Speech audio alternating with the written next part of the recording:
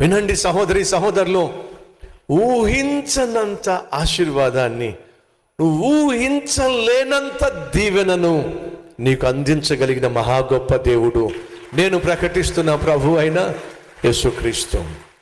నీ పట్ల నీకున్న తలంపుల కంటే, నీ పట్ల నీకున్న ఆలోచనల కంటే నా దేవునికి శ్రేష్టమైన ఆలోచనలు, ప్రణాళికలు ఉన్నాయి.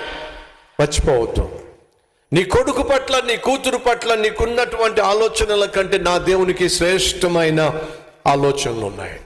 మర్చిపోవద్దు. గొర్రెల కాపరిని నేను ఈ దేశానికి రాజు నవ్వడం ఏమిటి? ఏమిటి? నా దేవుడు కనికరిస్తే అలా ఉంటుంది. నా దేవుడు ఒక వ్యక్తి పట్ల జాలి పడితే అలా ఉంటుంది.